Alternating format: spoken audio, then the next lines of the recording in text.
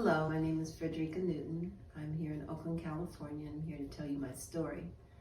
My late husband, was Dr. Huey P. Newton. For those of you who do not know, Dr. Newton, or Huey, was the co-founder and Minister of Defense and leader of the Black Panther Party, a revolutionary organization that was founded in 1966 here in Oakland, California. I met Huey in 1971.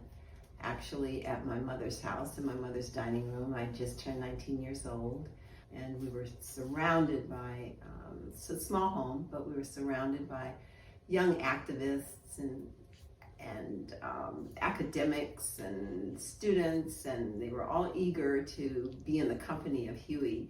And I tried to make like I was unimpressed, so I intentionally dressed down in mismatched tie-dye outfits, purple tie-dye pants, in order to let him know that I was not impressed, even though I was. But it became very evident that I hadn't asked him a question. Everybody else had asked him all of these deep intellectual questions. And I asked him what was most important to me. I wanted to know who this man was and how he had survived being in prison and being in solitary confinement for that time. And I asked him, what was it like in prison? And I think that's when he captured my heart, because he put down his fork and he was eating really fast, I remember that day, and he looked at me and he gave it some thought, and he said it was very lonely. It's very lonely for him in prison, he said.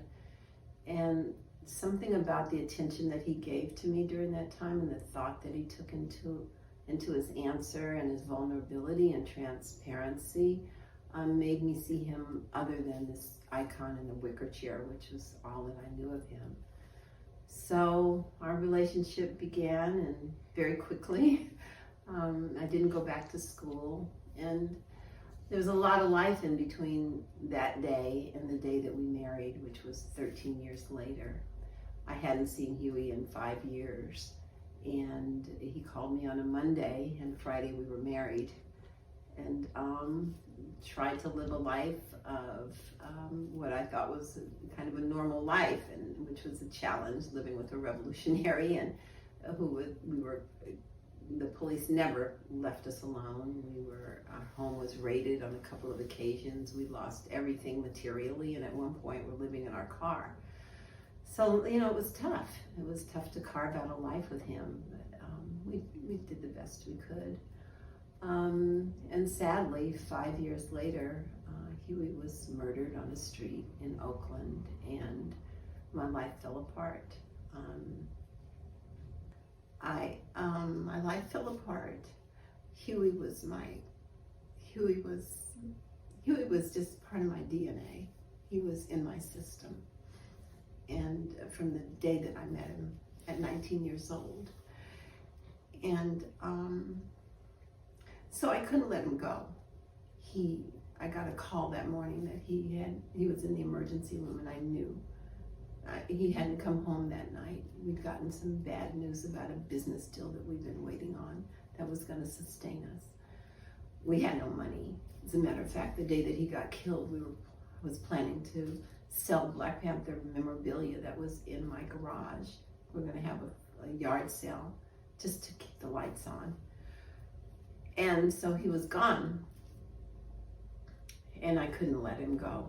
I kept his ashes in the trunk of my car for 7 years. It seemed normal to me. Didn't seem normal to my coworker when she asked me, where was Huey buried? And I said, girl, he's in my trunk. He's in my trunk. And she turned gray. She said, and I just didn't explain that his ashes were in my trunk. So on October 24th, 2001, which is just a couple of months ago, a bronze bust of Huey was unveiled on Mandela Parkway and Dr. Huey P. Newton Way, the street where he took his last breath. We've changed it to his name.